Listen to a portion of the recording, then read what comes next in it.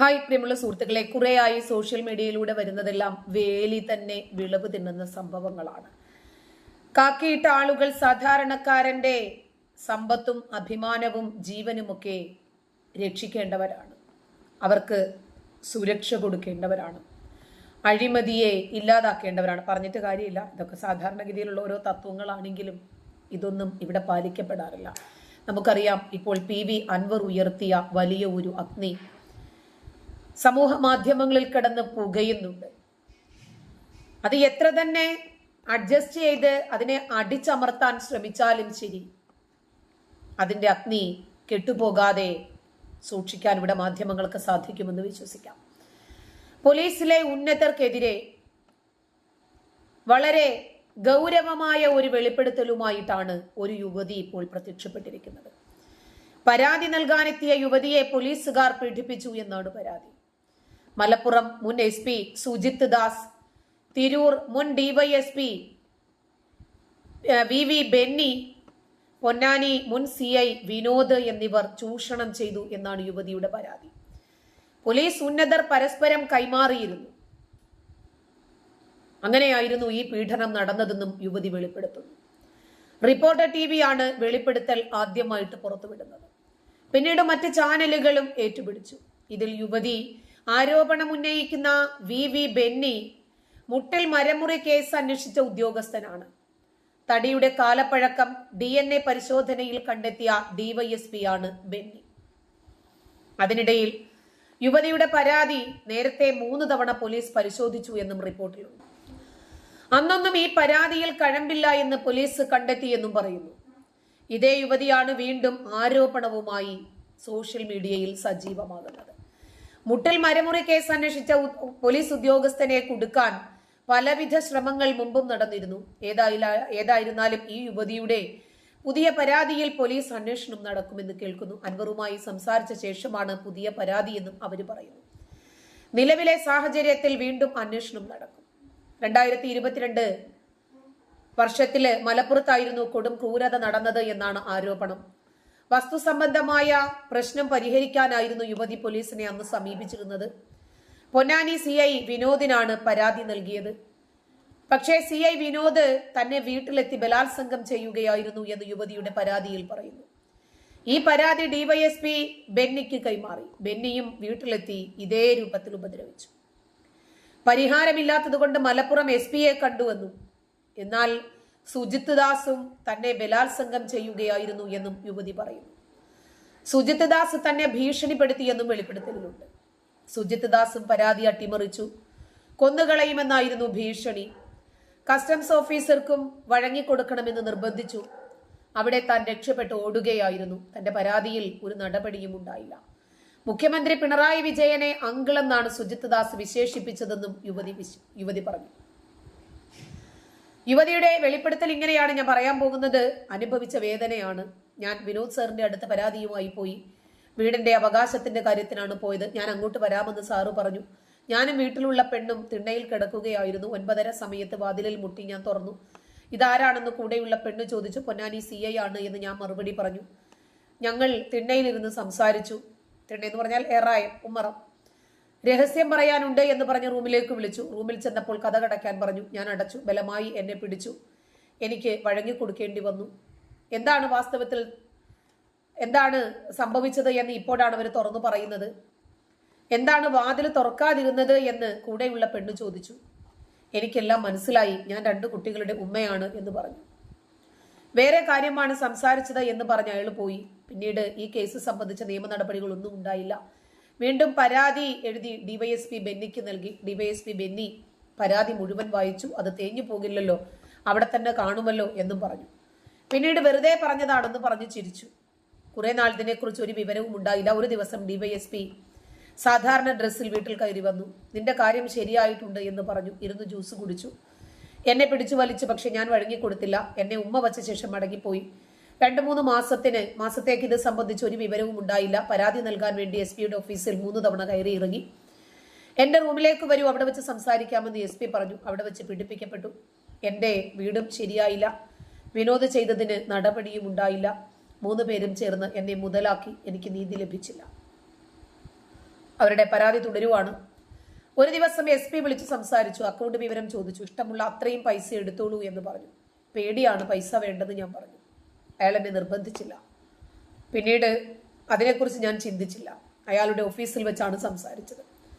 Sit ഔട്ടിലിട്ട എൻ്റെ ചെരുപ്പ് അയാൾ അകത്ത് കൊണ്ടുവന്നു. 1:30 മണി മുതൽ 4:30 മണി വരെ അയാൾ എന്നെ ഉപദ്രവിച്ചു. അയാൾ മദ്യലഹരിയിലായിരുന്നു. എന്നെയും കുടിക്കാൻ നിർബന്ധിച്ചു. പെണ്ണുങ്ങൾക്കുള്ള ബിയറാണെന്ന് പറഞ്ഞെങ്കിലും ഞാൻ കുടിച്ചില്ല. പുറത്ത് പറഞ്ഞാൽ പുറം ലോകം ഇല്ല എന്ന് പറഞ്ഞ് ഭീഷണിപ്പെടുത്തി. ഞാൻ കുട്ടികൾക്ക് ഉമ്മായെ ഇല്ലാതാക്കുമെന്ന് പറഞ്ഞു. മുസ്ലിം സ്ത്രീയാണ്.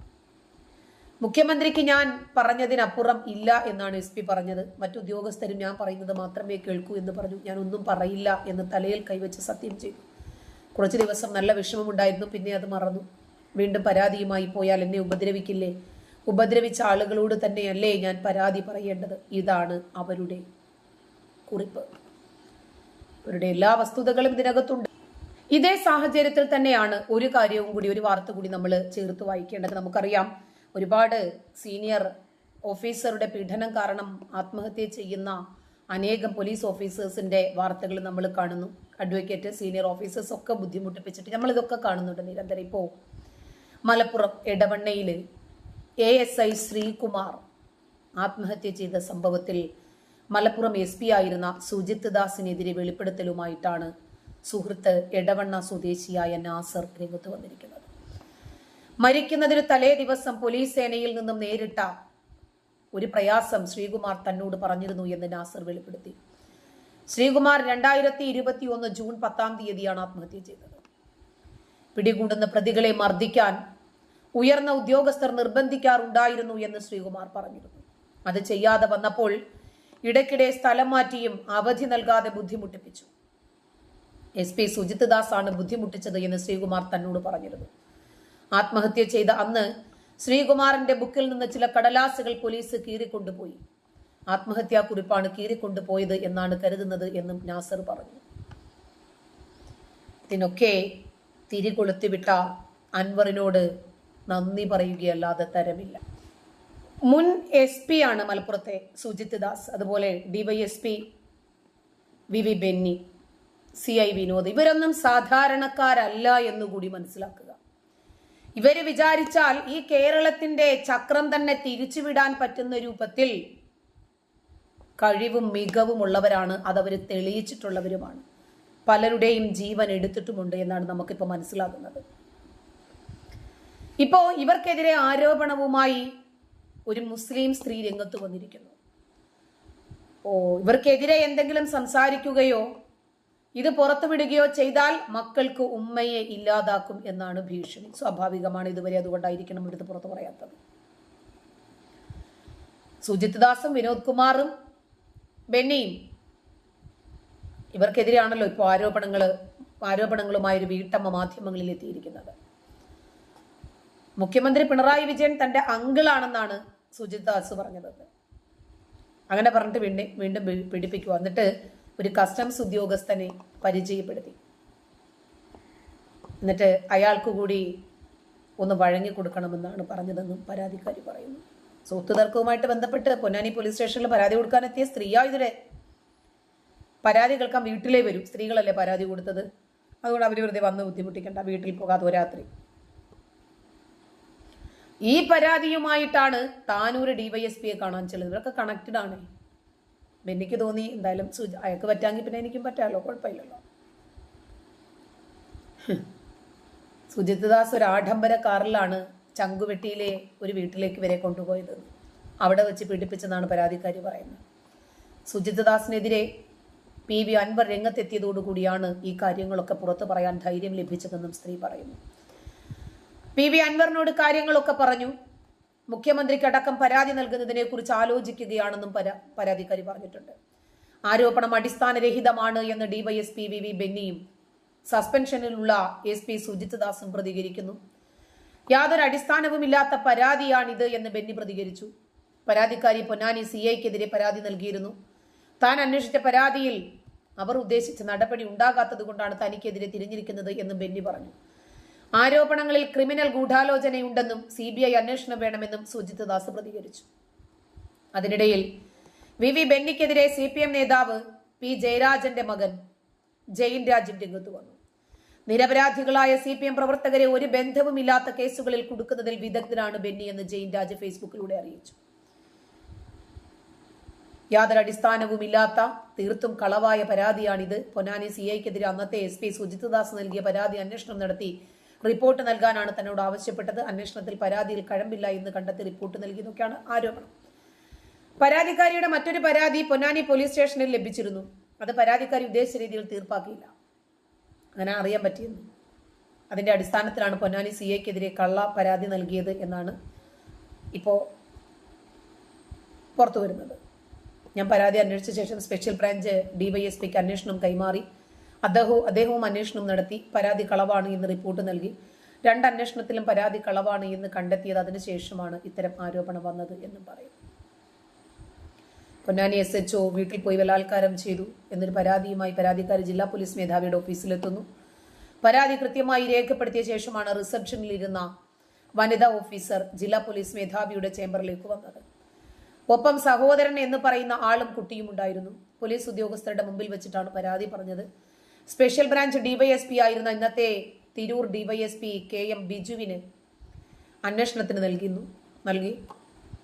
പരാതിക്കാരിയുടെയും അയൽവാസിയുടെയും ഒക്കെ മൊഴി രേഖപ്പെടുത്തി റിപ്പോർട്ട് സമർപ്പിച്ചു. ഓട്ടോ ഡ്രൈവർ മോശമായി പെരുമാറിയെന്ന പരാതിയുമായി പൊന്നാനി SHO വിനോദിന്റെ അടുത്ത് ഇവരെത്തി. പരാതിയിൽ ഉടൻ തന്നെ FIR രജിസ്റ്റർ ചെയ്ത് പ്രതിയെ അറസ്റ്റ് ചെയ്ത് റിമാൻഡ് ചെയ്തു.